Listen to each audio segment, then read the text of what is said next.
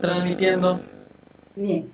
Continuando con nuestras conferencias virtuales, mi nombre es Leilia Aguilar, soy directora del área de promoción académica y cultural y saludo a cada uno de ustedes. El tema de hoy que corresponde abordar es un tema de materia penal, como lo es los delitos de corrupción de funcionarios. En este periodo de emergencia se pueden configurar todos los delitos cometidos entre particulares o los cometidos por funcionarios públicos y servidores. La ponencia de hoy versará sobre delitos cometidos por funcionarios y servidores públicos. Dentro de esta ponencia también se tocarán algunos delitos que involucren a particulares, tales como la especulación, la adulteración y la venta ilícita de mercadería. Por ello, agradecemos la participación al doctor Dino Caro Coria. Él es especialista en Derecho Penal y socio del estudio jurídico Caro Coria, quien aceptó gentilmente la invitación de nuestro colegio. En este sentido, doctor, le damos la bienvenida a nombre del Colegio de Abogados de la Libertad. ¿Qué tal? Buenas tardes. Un gusto saludarla.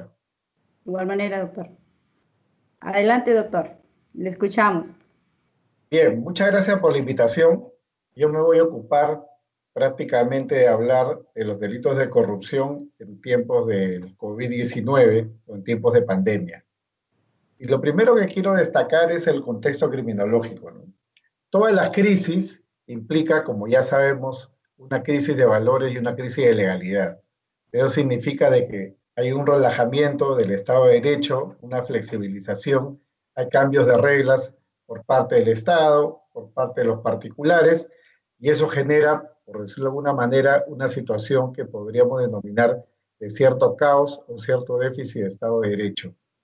Y uno de los problemas que surge alrededor de las crisis es el de la administración de los bienes escasos. Como decía Hassemer, los bienes esenciales para el ser humano son los bienes individuales, como la vida, la salud, la libertad o el patrimonio, los cuales se ven afectados en situaciones críticas como las que estamos viviendo. Podríamos añadir, como cuestiones de la modernidad, la afectación también de la privacidad. Y hemos visto cómo en China, en Singapur o en Japón, el control de la pandemia ha sido a través de los mecanismos de la inteligencia artificial. Y desde luego, esto también genera oportunidad no solamente para la delincuencia pública o privada, sino también para la ciberseguridad. Es decir, es un ámbito propio para los ciberdelitos, ¿no? Todo el mundo usa las conexiones de Internet y ese no es mejor caldo de cultivo para la comisión de este tipo de delitos. En cuanto al patrimonio, que es lo que interesa acá, como todos sabemos, ya por nuestro conocimiento situacional, todos estamos detrás de los bienes escasos, como pueden ser los alimentos, insumos médicos, medicinas, suministro de seguridad industrial y desde luego dinero. Hay prestaciones sociales, hay inversión pública, ¿no? De hecho, esta noticia que dio la vuelta al mundo hace algunas semanas señalaba que el Estado peruano iba a hacer una inyección millonaria en la economía por encima de otros estados de Latinoamérica. Nada más ni nada menos que la friolera suma de 25.000 millones de dólares, el equivalente al 12% del Producto Interno Bruto. Estamos hablando de la inversión más grande que ha hecho el Estado peruano en toda la época republicana con una finalidad estrictamente social. Y eso, como podrán imaginar ustedes, es un caldo de cultivo para la corrupción. Entonces, las preguntas que siempre surgen es, ¿quién administra los bienes escasos? ¿No? La respuesta es, en principio, simple. ¿Los administra el Estado o los administran los particulares, concretamente las empresas, lo que genera un entorno de compliance? ¿Cómo administrar los bienes escasos? ¿Solo reglas de mercado, oferta y demanda? ¿Restricciones estatales como, por ejemplo, la liberación de fondos de las AFPs o el control ex ante, como ha previsto la ley 31.016, en torno al control concurrente de todo lo que significa la contratación pública en el ámbito de lo que es la actividad de control, o los mecanismos ex post, que es lo que corresponde propiamente al derecho penal? Lo que está claro es que se generan una serie de distorsiones en la regla del mercado. La oferta y la demanda como tal ya no son, digamos, una garantía de una libre formación de precios, porque hay mercados ilícitos, hay mercados ilegales, y los casos que se han venido conociendo en estas semanas dan cuenta de ello. Entonces, ¿Cuáles son los delitos que se pueden cometer con carácter general en este ámbito, ¿no? Hay algunos delitos que podríamos decir que se echan de menos, concretamente el abuso de poder económico y el delito de acaparamiento. Ambos delitos fueron derogados en el año 2008, curiosamente a propósito de una ley que tenía que implementar el TLC celebrado entre Perú y los Estados Unidos. Y es bastante curioso porque mientras en los Estados Unidos el abuso de poder económico es un delito, acá en Perú ha pasado a ser desde el 2008 una simple infracción administrativa. Y es un delito que hoy en día echamos de menos, porque justamente no tenemos una herramienta penal para poder sancionar los actos de atentado contra la libre competencia, como pueden ser los derivados de las reglas antitrust, ¿no? Es decir, el uso de los carteles, los monopolios o los oligopolios, solamente es algo que puede tener un impacto administrativo, nunca un impacto de naturaleza penal. Otro delito que algunos echarán de menos, yo no tanto, es el delito de acaparamiento, ¿no? Porque este delito de acaparamiento, también derogado en el 2008 por la misma ley, es un delito que sanciona el acto de sustraer del comercio o acaparar bienes con la finalidad de alterar los precios, ¿no? Claro, esto en términos generales puede, digamos, tener un cierto sustento para efecto de la criminalización, pero recordemos cuál es el origen de esta ley. Este tipo penal es un tipo penal que proviene de la época de Alan García I, es decir, los tiempos en los que existían mecanismos de control de precios. Y de ello pueden dar cuenta otros delitos que tienen que ver con el mercado, como los que voy a comentar. El tipo penal de especulación. Este delito no ha sido derogado, este delito está vigente, pero en su párrafo inicial, el tipo base es prácticamente de imposible aplicación, porque sanciona los actos del productor, fabricante o comerciante que vende productos oficialmente considerados de primera necesidad y a precios superiores a los fijados por la autoridad competente. Es decir, necesitaríamos una ley administrativa, es un tipo penal en blanco, que primero haga un listado, cuáles son esos productos de primera necesidad, y por otro lado, les establezca un precio. Cosa que en una economía de mercado, modelo de la Carta del 79, modelo de la Carta del 93, no es algo de recibo. Son tipos penales residuales que provienen de la época también de Alan García Pérez, gobierno 1, 85 al 90, donde se sustentaba o se daba vida a lo que el profesor Bajo Fernández denominaba derecho penal económico en sentido estricto, es decir, un derecho penal que protege la intervención del Estado en la economía. No estamos en un mundo en el que el Estado fije una lista de productos de primera necesidad y menos en un mundo económico donde el Estado fije precios.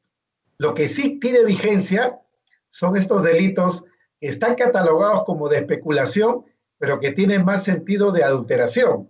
¿Por qué? Porque si leemos los párrafos 2, 3 y 4 del artículo 234 del Código Penal, vamos a ver que se sanciona, no como tipo penal en blanco, sino son normas de directa aplicación, la alteración del precio.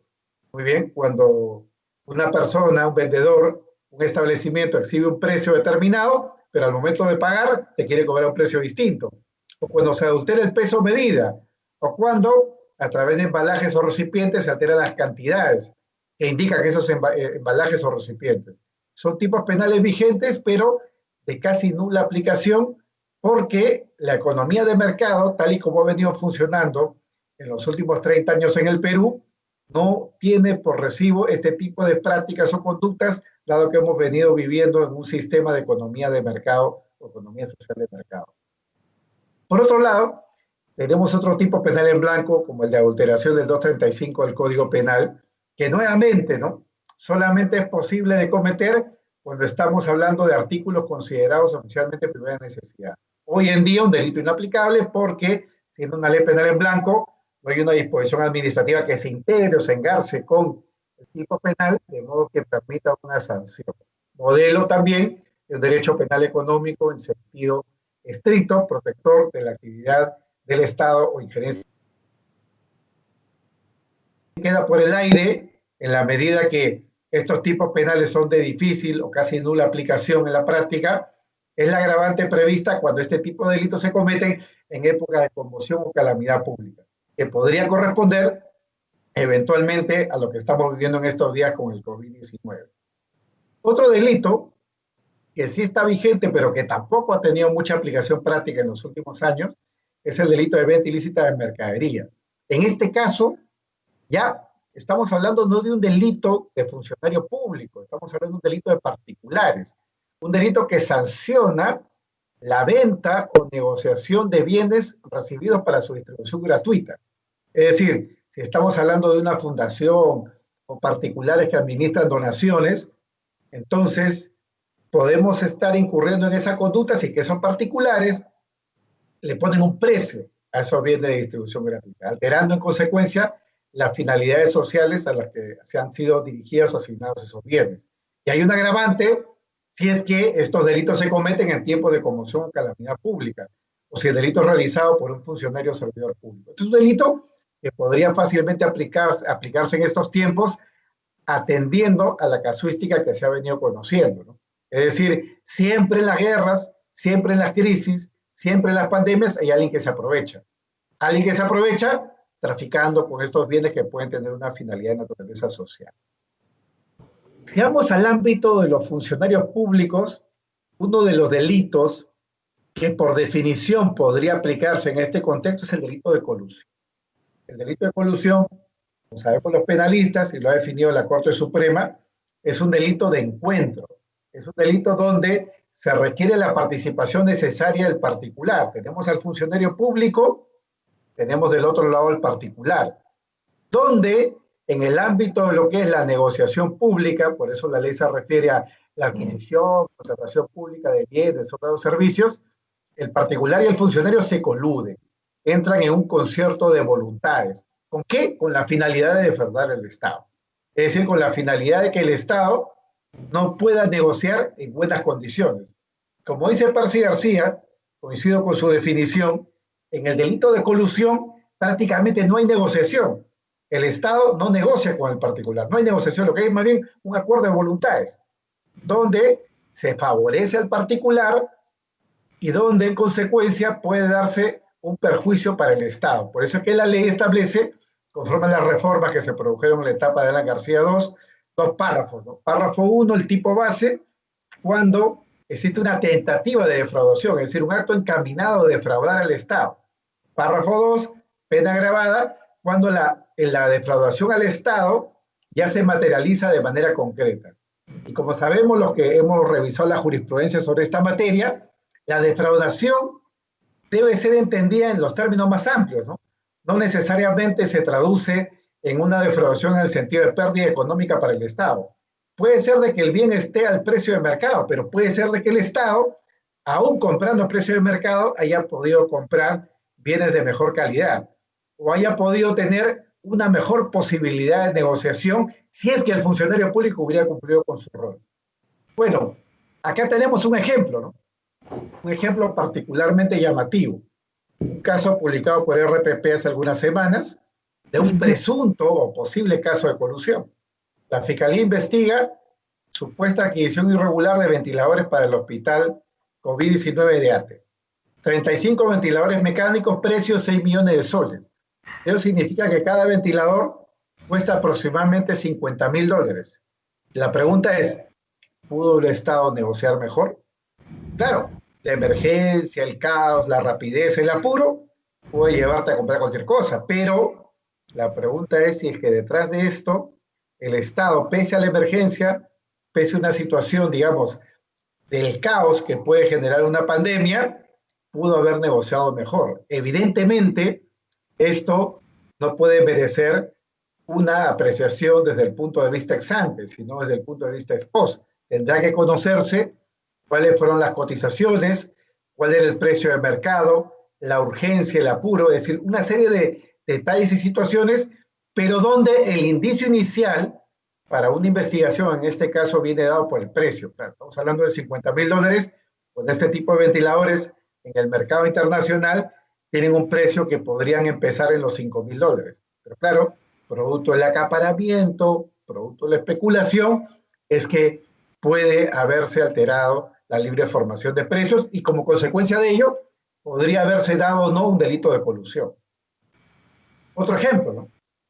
Una empresa de llantas, ¿no? Una empresa de neumáticos, que se habría contratado no para comprarle neumáticos para la policía. Según esta nota periodística, siempre diciendo que es una nota periodística, tiene ese valor, no otro.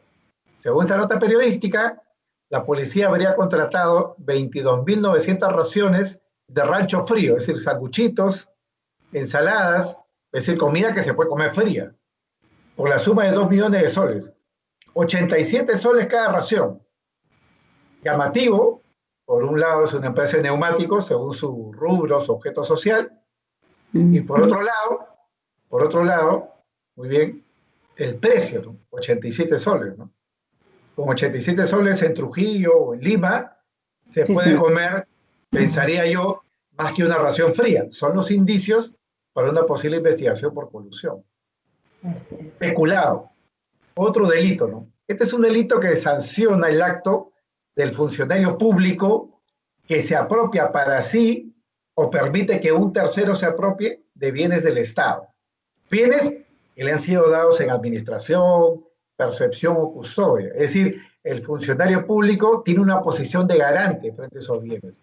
Es un custodio de el adecuado uso de esos bienes. Y es muy curioso porque este es un delito que incluso puede ser cometido culposamente.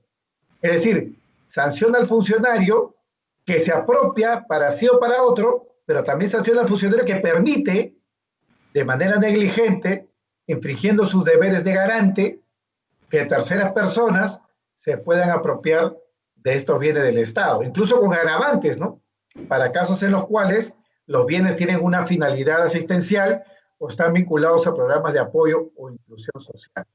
Claro, este también es un delito que puede tener una categoría perteneciente a los delitos de participación necesaria, porque cuando estamos hablando del peculado aplicable a terceros o a favor de terceros, ese tercero no es un funcionario público en la definición de la ley, o si lo es, no es un funcionario público vinculado a la percepción, administración o custodia de bienes, con lo cual puede ser un funcionario actuando como un particular. En cuyo caso, cuando estamos hablando de peculado a favor de terceros, se configura aquí la figura del llamado peculado a favor de tercero, que no es sino un delito de participación necesaria, en donde se va a sancionar tanto al funcionario como al particular, según la teoría de la unidad de título de imputación y la teoría de la sanción al extraño, que ya ha sido aceptada tanto por la Corte Suprema como por el Tribunal Constitucional desde el caso Luis Vivanco. Por otro lado, por otro lado, tenemos acá un ejemplo, un ejemplo, un ejemplo que ya tiene algunos días. El Ministerio Público investigaba a ese momento, ahora son más 76 casos de presunta corrupción en entrega de bonos de 380 soles y víveres a la población en medio del estado de emergencia. El Estado pone plata, 380 soles para las personas con mayor necesidad. Y víveres, comida. ¿Qué ha pasado? Ha pasado lo que lamentablemente siempre pasa en las crisis. Siempre hay alguien que se roba, siempre hay alguien que se aprovecha, siempre hay alguien que rompe las reglas impuestas por la regulación y en consecuencia desvía los bienes a favor suyo o a favor de un tercero. En este caso, estaban hablando o se estaba hablando de personas que no tenían derecho a recibir el subsidio o personas que incluso habían fingido estar en situación, digamos, de necesidad para recibir el subsidio, o de personas que habían fingido, digamos, personas vivas, es decir, habían utilizado cédulas o DNI de personas vivas con la finalidad de apropiarse de ese subsidio estatal. En el caso de los víveres, estamos hablando de situaciones en las cuales estos víveres habían sido desviados a casas o a destinos particulares. Claro, son presuntos casos que podrían calificar como peculado. Otro ejemplo, ¿no? Un ejemplo reciente del fin de semana, un ciudadano chino tomaba pruebas de manera privada, de manera particular, ¿no?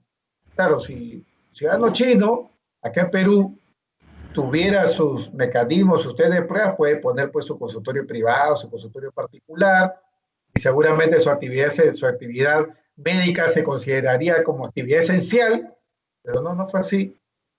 El lote de pruebas rápidas que utilizaba este ciudadano chino eran del Estado. Cobraba plata para hacer esto Wow. utilizando bienes del Estado en una situación de emergencia, lo cual podría calificar de confirmarse que todo esto es así, porque estamos hablando nuevamente de una nota meramente periodística, podría configurarse un caso de peculado, incluso agravado, porque en este tipo de casos ya no interesa el valor del bien. Lo que interesa para efectos del agravante, como se puede leer en el párrafo 3, es que esto tenga una finalidad asistencial o tenga que ver con programas de apoyo o inclusión social, de manera que el agravante podría eventualmente configurarse. También podría haber espacio para el delito de peculado de uso, ¿no? Delito de peculado de uso, que es cuando se utilizan los bienes del Estado o bienes dados bajo administración con la finalidad de poder obtener un beneficio particular. Claro, en este caso el funcionario no se apropia del bien. Por eso se habla del delito de peculado de uso, donde se utiliza el bien no ingresándolo dentro del patrimonio o la esfera propia del funcionario.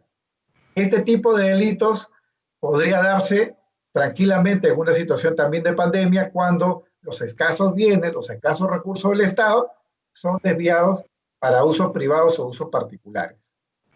Malversación, otro delito para tiempos de pandemia, para tiempos de emergencia, para tiempos de crisis, ¿no? El funcionario público que desvía la función encomendada a una determinada partida presupuestaria.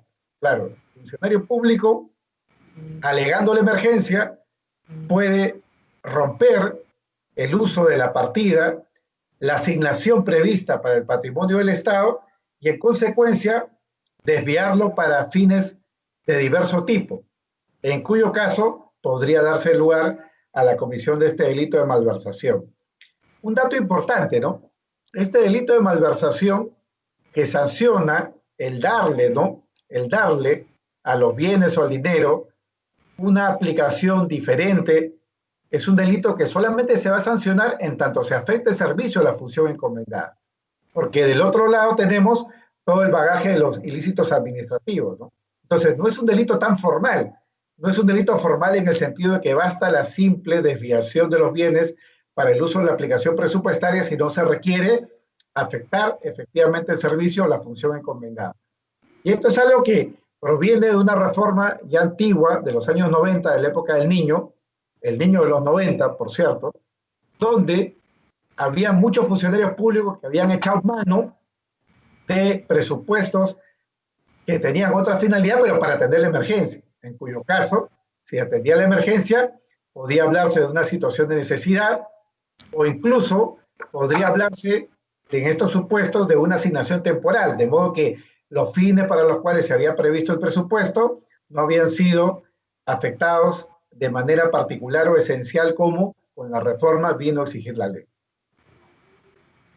Estos delitos que he mencionado, particularmente el del peculado y malversación, el 387 y 389, son delitos que tienen una extensión del tipo, porque fíjense ustedes lo que dice el 392 del Código Penal. El 392 del Código Penal dice que aquellas personas, estamos hablando de particulares, que administran o custodian dinero perteneciente a las entidades de beneficencios similares, etcétera, pueden ser considerados funcionarios públicos. Es decir, se les aplica lo previsto en el 387 al 389 del Código Penal. Por eso se habla del peculado por extensión o malversación por extensión, porque estamos hablando de particulares que operan como funcionarios públicos desde el punto de vista de la legalidad. Se crea que es una suerte de ficción jurídica donde se eleva la categoría de funcionario público a las personas que tienen este rol o esta posición también de garante. Y eso es algo que se condice muy claramente con lo previsto en el artículo 425 del Código Penal, que considera, por ejemplo, también como funcionario público a aquellos que administran bienes, muy bien, están ligados a una función pública, aunque sean bienes que provengan de particulares. Esta norma en consecuencia calza perfectamente con la regla prevista en el artículo 425 del Código Penal. Un ejemplo, un ejemplo. Según esta nota periodística, nuevamente también en ese ámbito, la Fiscalía Anticorrupción abre una investigación al alcalde de Barranco, aquí en Lima, por almacenar donaciones en su casa, ¿no? Pregunta, ¿este es un acto de privados o es un caso de funcionarios, ¿no? Claro, si estamos hablando de que el alcalde, por ejemplo, suponiendo que esto fuera cierto, la hipótesis que esto fuera cierto, el alcalde que tiene el control de unos bienes dirigidos a un uso social, recurre a la ayuda de terceros para realizar ese acto, suponiendo que ese acto pudiera considerarse como delictivo, esos particulares o incluso esos funcionarios municipales, como podrían ser los serenos o ayudantes del Consejo Municipal, son personas que podrían fungir claramente como funcionarios dentro de esta regla extensiva que prevé el artículo 392 del Código Penal. Es un ejemplo hipotético, siempre partiendo de que esto es una nota netamente periodística. Termino con una reflexión, ¿no? ¿Hay espacio para el compliance o solamente para la represión en el ámbito de este tipo de delitos? Sin duda, como yo he sustentado ya en varias ocasiones, hay algo que denomino el cuento del doble muro, ¿no? Claro, si vamos a prevenir la corrupción, si vamos a prevenir los delitos de funcionario, es mejor que lo hagan dos a que lo haga uno. ¿Por qué solamente se va a exigir a los privados hacer prevención de la corrupción cuando el Estado es la contraparte de un presunto acto de corrupción? Si el delito de corrupción, en sentido amplio, y ahí están los ejemplos de los delitos de participación necesaria, como el delito de colusión desleal, 384, o el delito de peculado a favor de tercero, 387, párrafo 1, ¿por qué, si son delitos inalagmáticos que demandan necesariamente la intervención de particulares y de funcionarios, por qué frente a estos delitos solamente debe de ser el particular, la empresa privada, la que haga prevención? También evidentemente lo tiene que hacer el Estado. El cuento del doble muro tiene que ver algo así como la medianera, ¿no? Tú tienes tu casa, bien, pero usas la medianera del vecino, te sirve de la medianera del vecino, tú no quieres gastar plata en construir una medianera. Claro, te está sirviendo del esfuerzo de otro, te estás convirtiendo en una suerte de freeloader, te está sirviendo del esfuerzo del particular, de tu vecino, que tiene una medianera, y desde luego está generando una situación de inseguridad, porque si un día hay un sismo, un temblor, etcétera, podría quedarse no una casa, sino las dos casas como consecuencia que tú no has puesto tu medianera. Claro, lo mismo pasa acá. En lo que es el ámbito de la prevención de la corrupción, es necesario que los dos tengan una medianera, los dos tengan un muro. Tanto el particular, la empresa privada, como puede serlo el funcionario. Sin embargo, como ya he dicho varias veces también, esto del compliance, en lo que el Estado ya se está metiendo a través del llamado public compliance o compliance público, desde el punto de vista de los particulares, es algo que básicamente compete a las grandes empresas. No es un espacio en el que todavía se hayan involucrado las medianas empresas, las pequeñas empresas y menos aún las microempresas. El Estado está subsidiando a través del programa, por ejemplo, Reactiva Perú, a las microempresas y a las pequeñas empresas. ¿Pueden esas empresas pequeñas o microempresas gastar plata ahora en hacer compliance? Seguramente no. Por eso yo siempre digo que el compliance es una realidad básicamente de las grandes empresas. El compliance no ha penetrado el ámbito, el ámbito de la mediana, la pequeña y menos la microempresa. En consecuencia, en tiempos de pandemia, en tiempos de crisis, en tiempos particularmente caóticos, se produce el veneno al compliance, es decir, la informalidad.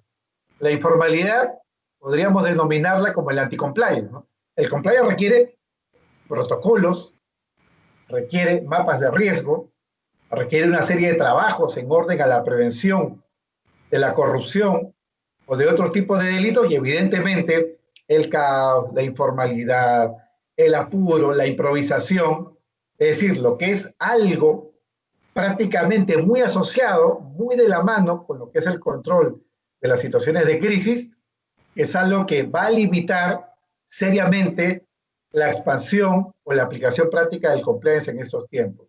Dicho de otra manera, tengo serias dudas sobre que el compliance pueda ser en estos tiempos un verdadero muro, una verdadera barrera para lo que es el control de la ejecución de un presupuesto que en verdad no es menor, es un presupuesto millonario. Estamos hablando de 25.000 millones de dólares que el Estado tiene que ejecutar. Y acá me estoy refiriendo únicamente a uno de los pilares que ha puesto el Estado como inversión pública. Lo que va a pasar seguramente es que en los próximos meses o años nos encontremos con una serie de casos, ¿no?, penales, donde se puedan ir descubriendo hechos de colusión, hechos de peculado o hechos propiamente de corrupción pura y dura para lo que es el tráfico o el control o administración de estos bienes o recursos escasos, como he denominado. Tengo en consecuencia mis dudas en torno a la eficacia del compliance en este contexto de informalidad, en este contexto que podríamos denominar de cierto caos. Hay la necesidad, por lo tanto, de contar con data criminológica como fuente del compliance. De ahí me remito a un trabajo del profesor Javier Sigüela Solá, trabajo publicado en la revista INDREP, Barcelona, octubre del año 2019, donde él pone de relieve la importancia y la trascendencia para la eficacia del compliance de contar con data criminológica, data de la realidad. ¿Por qué las empresas peruanas, por qué el particular no cumple con la regulación? ¿Por qué, pese al confinamiento, pese a la cuarentena o pese a la inmovilización obligatoria, no se puede cumplir? Porque la gente tiene que salir a trabajar, porque la gente tiene que sobrevivir, o porque la gente cree que no le va a pasar nada, o simplemente porque, como dicen algunos, hay una suerte de anomia, ¿no? Por más que haya regulación, bueno, una regulación para algunos, pero no para mí, ¿no? Claro, todo esto no es derecho penal, todo esto no es compliance, todo esto es criminología, todo esto es realidad social, dato fáctico, al que se tiene que acceder y que se tiene que estudiar. La criminología no se puede hacer desde el escritorio, se tiene que hacer desde la calle. El método es un método empírico que requiere una investigación. Mientras no se haga, seguramente el compliance no va a tener ninguna eficacia en este tipo de contextos. Ya para terminar, lo que vamos a ver seguramente en los siguientes meses o años frente a estos casos es más de lo mismo, es decir, represión penal. Casos que se descubren, lo descubre la prensa, los investiga la fiscalía acusará, irán a juicio, habrán condenas, absoluciones, es decir, vamos a ver solamente o principalmente represión penal. Lo que me deja como última línea la pregunta siguiente, ¿no? Ante la crisis o las crisis, ¿son franjas ajenas al compliance y el derecho penal? De manera que no hay espacio prácticamente para la prevención, sino únicamente para la represión. Es la pregunta final que les dejo para su reflexión. Muchas gracias. Bien, doctor, muchas gracias. Doctor, una consulta, bajo el tema de antes de eso, invitamos a todas las personas que nos están siguiendo a formular sus preguntas para poder transmitirlas al doctor. Bien, doctor, dentro del contexto actual en que estamos, existe mucho dinero, que usted bien lo ha indicado, que han sido transferidas a los diferentes sectores y gobiernos locales y algunos ministerios y algunos gobiernos regionales, y parece que se viene para incrementar el PBI. Uno de los componentes es incrementar más a los proyectos de inversión. Entonces, ahí va a haber mucho dinero en el Estado dando vuelta. ¿Qué serían las recomendaciones que usted les daría teniendo dentro del punto de vista o dentro del marco penal que deberían tener en cuenta para no verse incursos en uno de estos delitos? A ver, yo creo que acá el principal llamado a establecer barreras de prevención es el Estado. Si el Estado ha roto el chanchito, si el Estado ha abierto las arcas, y estamos hablando de miles de millones de dólares, miles de millones de soles, el Estado tiene el deber de controlar la ejecución del gasto público. Había una noticia hace algunos días donde el contralor Néstor Chak se quejaba y decía, el controlado no puede controlar al controlador. ¿Por qué? Porque el gobierno había había aprobado, había puesto en vigencia una regulación sobre el tema del control concurrente, pero no venía con su platita. Es decir, más trabajo para la Contraloría, pero poco presupuesto público. Yo la verdad estoy muy sorprendido por una ley así, primero porque para hacer control concurrente no requerimos una ley. Es decir, el control concurrente ya forma parte de los procesos establecidos por la Contraloría desde hace bastantes años. Y como dijo el Contralor en una exposición que organizamos el año pasado con la Asociación Peruana de Compliance, eh, la Contraloría General de la República no tiene plata para hacer el control concurrente. El control concurrente implica una actividad inmediata, una actividad rápida, y eso requiere presupuesto. Si es que el Estado, si es que el gobierno no le da presupuesto a la Contraloría no puede hacer ese control concurrente. Y es lo que en verdad más se necesitaría en estos momentos. Y creo que eso tiene que venir de la mano con el compliance. Y allí yo creo que los canales de denuncia son fundamentales, ¿no? Donde hay ejecución del gasto público, no haya competencia, donde haya ejecución del gasto público y hayan cosas raras, extrañas, direccionamientos en lo que es la contratación de particulares, cuando el Estado compra cosas, entonces tienen que haber canales de denuncia para que esto se pueda conocer. Los canales de denuncias son un elemento clave para lo que es la prevención. Tanto la prevención vista del sector público como del sector privado. Yo creo que por ahí deben de ir las líneas de respuesta. Bien, doctor. Chris nos pregunta, doctor, el comply es una técnica de prevención social. En este caso, la OCDE emitió directivas y recomendaciones para evitar casos de corrupción en el Perú. Por lo tanto, es posible emitir normas o se pueden solicitar al Ministerio Público un papel más activo junto con la Contraloría y la Procuraduría. Sí, yo he visto las recomendaciones que han emanado en las últimas semanas de los diferentes organismos internacionales. Todos quieren poner su granito de arena o todos quieren estar en la foto, llamémoslo como quieran, ¿no? Lo que yo veo, sin embargo, es que este tipo de recomendaciones son puras generalidades. El compliance y la prevención es algo mucho más concreto. Para empezar, partamos de lo que es la definición de compliance, ¿no? Compliance significa prácticamente, por lo menos como se entiende hasta el día de hoy, lo digo porque esto es algo que está en evolución, traje a la medida, no tailor-made, ¿no? Si yo tengo que hacer compliance en una institución pública, una dependencia específica del Estado, para hacerlo, tengo que conocer cómo funciona esa entidad, tengo que conocer cuáles son sus procesos. Y claro, acá en el Perú, justamente por la desconfianza que existe detrás de la actividad del funcionario público, siempre pensamos que el funcionario público puede ser fácilmente corrompido. Y por la desconfianza que tenemos en el sector privado, siempre creemos que el privado tiene capacidad de corromper porque tiene plata y más cuando hay un negocio por medio. Claro, en ese tipo de casos, lo que vemos es una serie de regulaciones tan estrictas, tan exigentes, tan formalistas en materia de contratación pública, que justamente eso alimenta la corrupción. Este tipo de regulaciones engorrosas, regulaciones complicadas, donde preparar un expediente para una licitación pública demanda horas, si no días de trabajo, y donde te puedes descalificar incluso por una pequeña formalidad y el competidor está al acecho para ver cuál es el error formal que has cometido tú, y los organismos de control como el OCE se fijan mucho en eso. Claro, eso es caldo de cultivo para la corrupción. Hace más caro competir. Muy bien, al final la competencia es una competencia que está sujeta a muchas formalidades, y eso ¿qué hace? Que se genere un mercado de aquellos que puedan controlar, vamos a llamarlo así, esta expertise, esta experiencia, este know-how, va cerrando en consecuencia el mercado.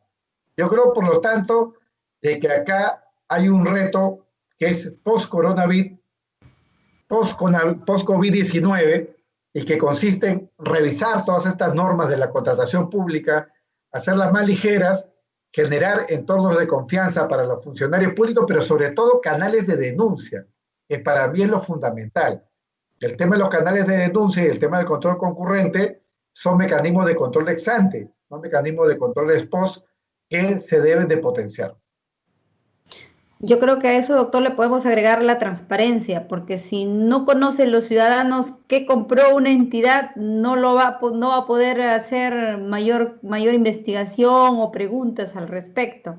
Yo creo que ahí el Estado va a tener que hacer que todas las entidades del Estado hagan uso de su portal de transparencia. porque a partir No, de no, ahí el sí, ciudadano se entera. sin duda ese es un tema fundamental, ¿no? No lo he mencionado porque es algo que ya está en la regulación, pero digamos, es Hay que tener... clave el acceso a la información pública, ¿no? Claro, todo tipo de compra estatal tiene que estar sometido al ojo público. Debe de colgarse la información en tiempo real y ahora en esta época colgar en Internet la información es tan fácil como hacer un clic. Todos los sistemas son sistemas amigables que permiten compartir la información para que el escrutinio público esté sobre lo que puede significar la actividad de los funcionarios. Claro. Doctor, nos pregunta para Henry Saldaña, nos dice, doctor, ¿me podría absolver la consulta en el caso si un regidor o un consejero regional son considerados en el tema penal funcionarios o servidores públicos? No, sin duda que son funcionarios o servidores públicos dentro del marco de lo que es el artículo 425 del Código Penal. La pregunta es, ¿cuál es su nivel de competencia? ¿No? Porque no basta con ser funcionario público para cometer un delito de funcionario. Muy bien. Un funcionario público, para cometer delito de funcionario, el delito tiene que estar vinculado a su ámbito de competencia. Por ejemplo, si estamos hablando del regidor de una municipalidad, pero que distrae o se apropia de bienes de otra municipalidad respecto a los bienes de la otra municipalidad, No es. cuyos bienes, reitero, no están bajo su administración o encargatura, él actúa como un particular, no tiene una posición de garante. Entonces, no basta con que estemos ante una persona que ostente el título de funcionario servidor. Para cometer delito de funcionario es fundamental que ese funcionario público haya actuado en el ejercicio de la función o con ocasión de la función al momento de cometer el ilícito. Ujú. Otra pregunta nos dice, doctor, ¿se puede por extensión sancionar al contratista que es el que se colude con los funcionarios públicos? A ver, desde mi punto de vista, ahí no aplica la extensión, no solamente porque no está dentro del ámbito del 392 que habla del 387 al 389, sino porque ya el tipo penal de colusión, que es el delito que se ha mencionado, el 384, es un delito que de por sí es un delito de encuentro, es un delito de participación necesaria, donde el funcionario interviene conjuntamente con el particular. Conforme a la jurisprudencia peruana, en los delitos de encuentro, en los delitos de participación necesaria, propios de la función pública, responde tanto el funcionario como autor como el particular a título de cómplice primario. Bien. Nos dice Graviela, buenas tardes, doctor. En el caso de implementar las medidas en las entidades del Estado, en relación a los casos de prevención social, en consecuencia, los funcionarios públicos, ¿cuál cree usted que sería la entidad idónea para elaborar estos informes que determinen que el programa de cumplimiento estaba debidamente elaborado o era de papel, tal como lo hace la SMB para el sector privado?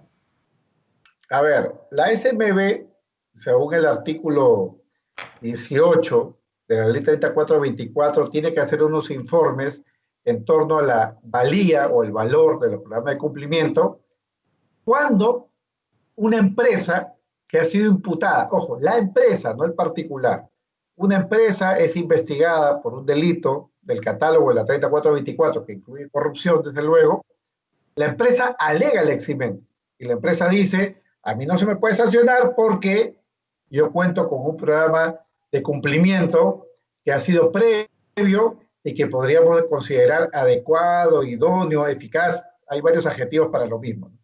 Claro, en ese tipo de casos interviene el SMB por decisión regulatoria. Yo nunca he estado de acuerdo con eso y menos he estado de acuerdo con que el informe de la SMB sea vinculante para el archivamiento del caso.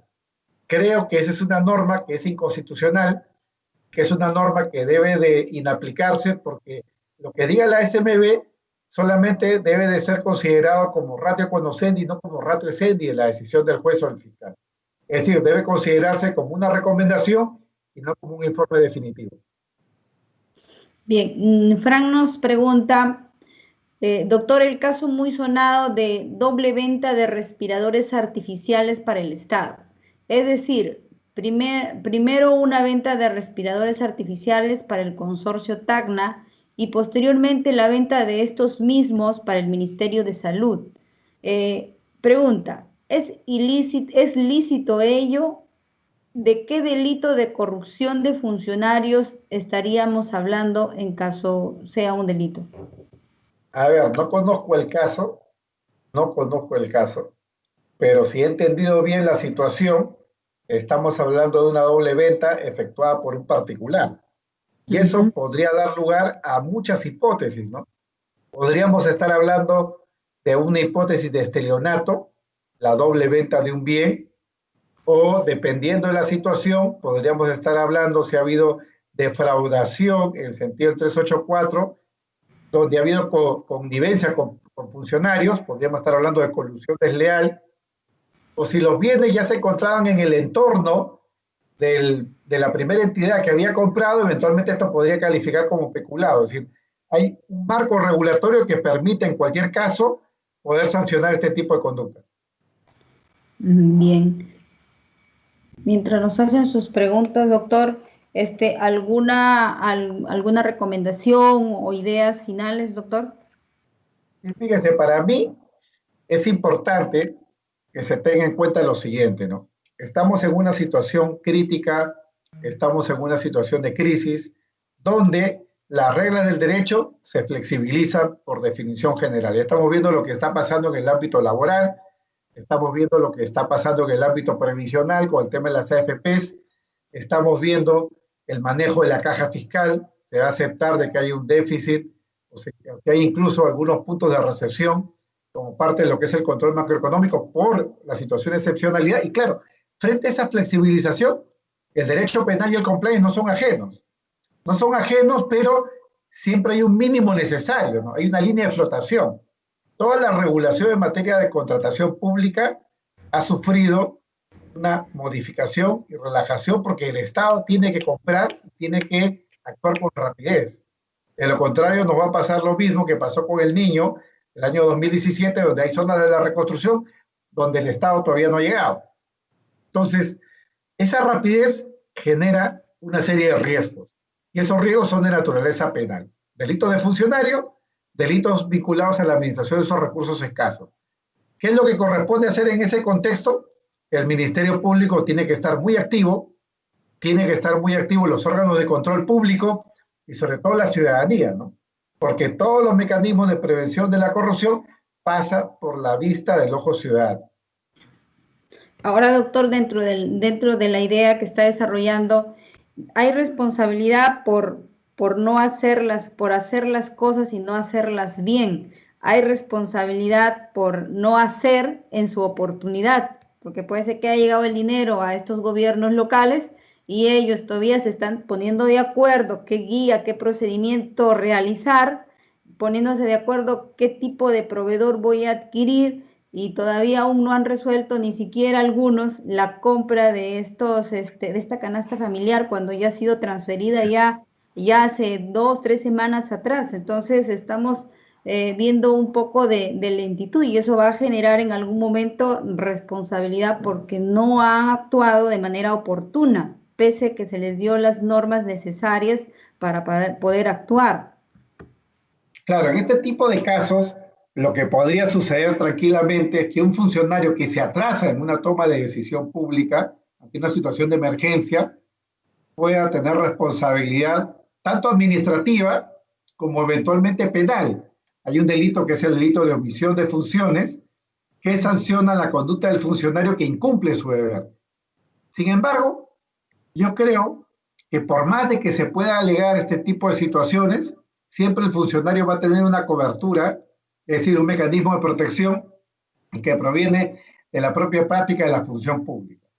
Los funcionarios honestos en este país tienen temor de contratar, tienen miedo de contratar, les pesa la mano porque cada vez que hacen una ejecución pública del gasto, donde hay un gasto importante en términos de dinero, siempre pasa algo que es como la SUNAT, ¿no? ¿Qué Ujú. peruano puede decir que recibe la visita de la SUNAT y la SUNAT no le va a encontrar una pequeña deficiencia formal o material? O Claro, sea, cuando la SUNAT viene y te revisa tus libros, tus documentos, siempre puede encontrar algo, siempre hay algo. como la SUNAFIL. Es igual acá, ¿no? Entonces, siempre un contrato es perfectible, siempre un contrato pudo ser mejor, siempre un contrato pudo generar mejores condiciones para el Estado, y cuando hay la actividad de control, lo que va a pasar, o lo que ha venido pasando en los últimos años, es que el control es puramente formal, ¿no? Entonces, una serie de infracciones contractuales o ilícitos administrativos se convierten en un ilícito penal. Eso que genera que el funcionario honesto, que no es avesado, que no gana un sol para su bolsillo por apurarse en una contratación, que diga, yo no lo voy a hacer, tanta plata, mañana me van a procesar, yo no quiero estar preso. Yo no quiero estar fuera de la entidad gastando mi plata para defenderme como un ciudadano más, porque dejaré de ser alcalde, dejaré de ser regidor, dejaré de ser ministro, dejaré la función que me ha llevado hoy día a tener la administración de esos recursos. Entonces, mejor yo me curo en salud, todo despacito, vamos por partes y por cucharadas, de manera que yo me evito problemas. Claro, mil formas en las que se puede defender un funcionario público para decir que aguantó el gasto público. Vean ustedes los índices de ejecución del gasto público en los últimos años acá en Perú, es preocupante, ¿no? El Estado peruano tiene plata para comprar, pero el funcionario no quiere comprar. No quiere comprar o porque las normas son engorrosas, o porque hay mucha regulación, o porque simplemente tiene miedo de firmar, ¿no? Porque cree que el día de mañana va a tener un proceso. Sí, doctor, dentro de esa línea nos dice Jorge Luis, ¿qué pasa si un gerente general o un apoderado, no, antes, disculpe, había otra pregunta anterior. Nos dice César, ¿qué pasa si un funcionario o servidor público no ha sido sancionado por responsabilidad funcional o disciplinaria, pero sí ha sido sancionado en la vía penal? Ahora, preguntas, dice. Puede darse el caso que sea absuelta en las dos vías, puede darse el caso que sea absuelta en la vía penal o en la vía administrativa. ¿Cuál es la diferencia? ¿Qué es lo que buscan sancionar en la vía administrativa y qué es lo que se busca sancionar en la vía penal? A ver, este es un tema que tiene que ver con el principio de ne bis in idem, ¿no? Lo que algunos denominan non bis in idem, aunque la pronunciación correcta, la gramática correcta en latín es ne bis in idem porque es impositivo, que impide la imposición de dobles sanciones o impide las múltiples persecuciones sancionatorias. Esto es algo que está recogido no solo en la jurisprudencia, sino también en el derecho positivo. El artículo tercero en romano, el Código Procesal Penal, recoge específicamente la norma. Incluso la recoge estableciendo la prohibición de múltiples sanciones o múltiples persecuciones en la vía administrativa y penal, porque finalmente los dos son parte del mismo ius puniendi, cuando existe la llamada triple identidad, ¿no? La identidad de sujeto, la identidad de hecho o la identidad de fundamento. O lo que yo denominaría mejor la identidad de injusto, ¿no? Para evitar, digamos, ese checklist de triple identidad de sujeto, hecho y fundamento. Lo cierto es que, lo cierto es que para estos fines es importante tener en cuenta que el Tribunal Constitucional peruano, siguiendo la doctrina de las relaciones de sujeción especial que autorizó o hizo suya en su día también el Tribunal Constitucional español en los años 80, permite la doble sanción. Es decir, permite la sanción a los funcionarios tanto en la vía penal como en la administrativa, ¿no? Un poco bajo la ficción de que el funcionario tiene una doble relación frente al Estado, ¿no? Una relación disciplinaria y una relación como cualquier otro ciudadano que puede cometer un delito. Y eso, a mi juicio, implica una distorsión de lo que es la garantía constitucional de ne bis in idem, lo que implicaría en buena cuenta que el Estado deba de elegir bien si persigue al funcionario o por la vía penal o por la vía administrativa. Sobre esto tengo un trabajo publicado ya hace algunos años y parte de esto desarrollado también en el Manual de Derecho Penal Económico, en el tomo 1, escrito conjuntamente con Luis Reina Alfaro, donde trato precisamente este tema, el principio de ne bis in idem. Bien, doctor. Jorge nos pregunta, ¿un gerente general o un apoderado responde penalmente a título de persona por un delito cometido como persona jurídica? ¿Es posible? No entendí la pregunta, ¿la puedes repetir, por favor? Dice, si es posible que el gerente general o el apoderado responda penalmente a título personal por un delito cometido como persona jurídica. A ver, a ver, esta pregunta es una pregunta que puede tener muchas facetas porque es demasiado general, ¿no? Pero en términos, digamos, generales también, como lo es la pregunta, un particular, el gerente de una empresa, responde conforme al principio de culpabilidad. Es decir, rige acá el llamado principio de responsabilidad penal personal o individual. El gerente responde de lo que él haga. No responde por ser gerente, por tener un título formal o por tener una inscripción en registros públicos. Responde porque él tuvo dentro de su ámbito de competencia el control. Por ejemplo, tuvo bajo control negociar con el Estado en una licitación. Tuvo bajo control la administración de determinados bienes por cuenta del Estado. Fue subcontratado para una cadena de distribución y tuvo digamos, el control de esa cadena de distribución. Claro, en ese tipo de casos el gerente responde en términos de imputación objetiva dentro de lo que es su ámbito de competencia, ¿no? Acá no hay el fuente ovejuna, el todos a una, cada uno responde dentro de su ámbito de competencia. En esa medida, el funcionario responde por el ámbito de competencia en la administración del rol empresarial. Bien, el doctor Eduardo Romero nos pregunta, doctor, ¿qué se requiere para que los jueces penales apliquen correctamente los principios de buena fe y confianza legítima en los delitos de colusión? Ejemplo, la firma de un contrato de un gerente cuando existen informes técnicos conformes o favorables. A ver, en términos penales no existe la buena fe, ¿no? La buena fe es una categoría del derecho civil, del derecho societario, del derecho privado y que por extensión se ha llevado a algunos ámbitos punitivos como el derecho administrativo. Pero el derecho penal, la buena fe, digamos, puede tener digamos, ciertas consecuencias frente a determinados delitos que tienen que ver, por ejemplo, con la transmisión de bienes, en los casos de lavado de activos, ¿no? Una transmisión de buena fe, ¿no? Pero si estamos hablando de la ejecución contractual en el ámbito de la función pública, es el principio que también se ha mencionado. Pero ojo, no es la confianza en términos subjetivos, no es la confianza en el sentido de yo creo en la buena fe, yo creo que la gente se porta bien, ¿no? Es la confianza puramente objetiva, que en términos de imputación objetiva está basada en la distribución del trabajo. Es decir, si yo como representante de una entidad pública o privada tengo que firmar un contrato y el contrato viene con los cheques, ¿no? Del área de finanzas, del área de tesorería, del área legal, pues tengo que confiar en el trabajo ajeno. Esa confianza no es subjetiva. Esa confianza lo único que revela es que yo no tengo por qué hacer el trabajo ajeno, salvo que tengo una buena razón para dudar de la eficacia de ese trabajo ajeno. Es lo mismo que pasa cuando se producen casos de contaminación por transfusión de sangre, ¿no? El médico que inocula la sangre o la enfermera que inocula la sangre y hace la transfusión no tienen responsabilidad por la sangre contaminada, salvo que haya tenido alguna sospecha de que esa sangre pueda estar contaminada. De lo contrario, ellos no tienen por qué hacer auditoría sobre la sangre que van a inocular. Bien, doctor. Robinson nos dice, el fondo que ha sido destinado a cada municipalidad para la compra de canasta familiar en el estado de emergencia y realizado la compra por el alcalde, este alteró el precio real.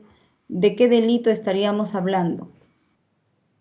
A ver, si estamos hablando de una alteración del precio real, es decir, una sobrevaluación, este es un típico caso de colusión desleal.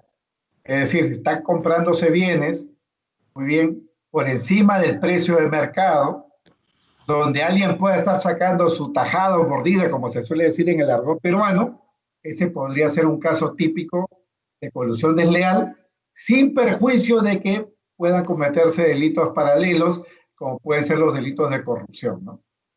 Y bien, yo creo que estando ya sobre la hora, tal Sí, vez alguna pregunta más ya para terminar, ¿no? no hay, doctor, ninguna pregunta. Han sido absueltas todas. Doctor, Excelente. agradecemos su participación de usted a esta importante teleconferencia a nombre del Colegio de Abogados de la Libertad. También agradecemos a todas las personas que nos siguen a través de este medio. Buenas tardes a todos. Muchas gracias, buenas tardes, hasta luego. Hasta luego. Hasta luego.